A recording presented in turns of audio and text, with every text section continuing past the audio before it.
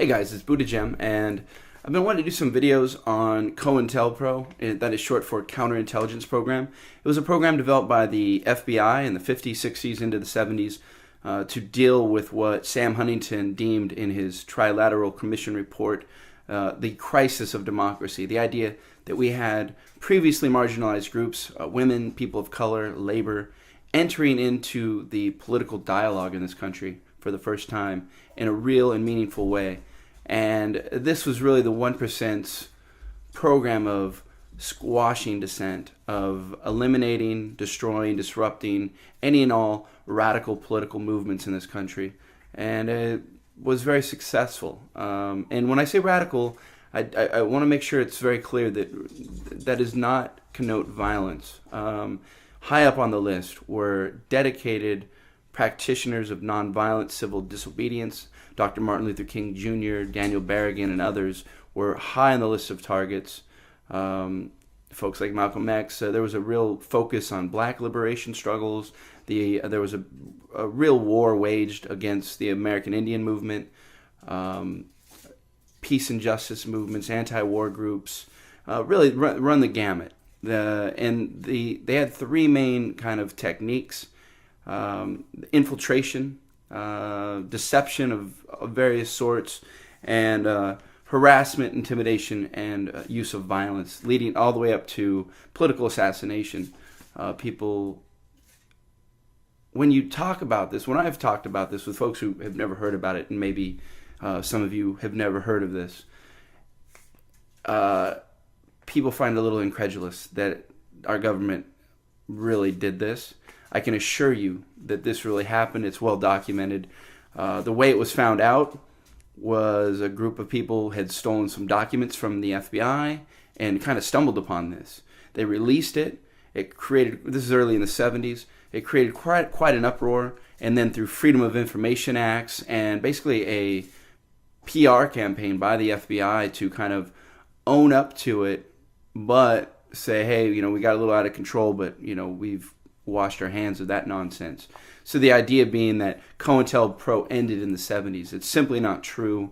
I can give you numerous examples of some of the violence that they were perpetuating during this reform period in the 70s, but even on later. I mean, we have Judith Berry in 1990 who's murdered by the FBI with a car bomb. Many environmental activists in the last 10, 15 years have been caught up in this web, what we call the Green Scare, very similar to the Red Scare that targeted radical activists. It's alive and well, and my point in this video is not to get so knee-deep in the details, but one, encourage everyone to look into it. I'll be sharing some links over in the sidebar. Secondly, this is not to scare or discourage anybody from participating in Occupy Wall Street. Our singular advantage is our structure, the fact that we are a leaderful movement. They're no longer that handful of leaders that they can murder, jail, deport, and crush our movements. We are all leaders in this movement. It's going to be much harder for them to use those same techniques to destroy us.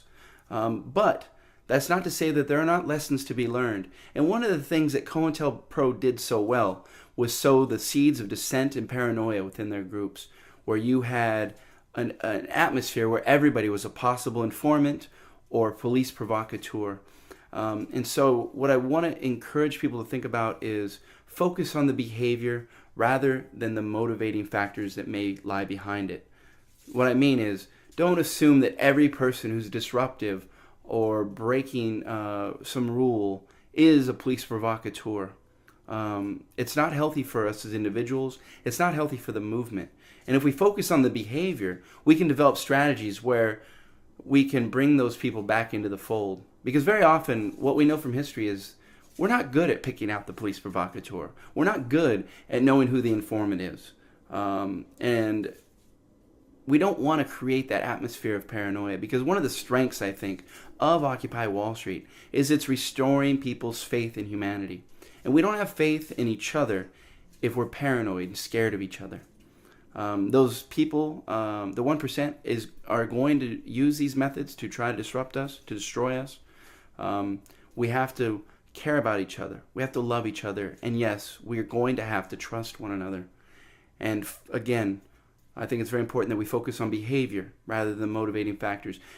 Don't cast allegations at people unless there is definitive proof, concrete proof that you can say, look, we know for sure that this person is an informant.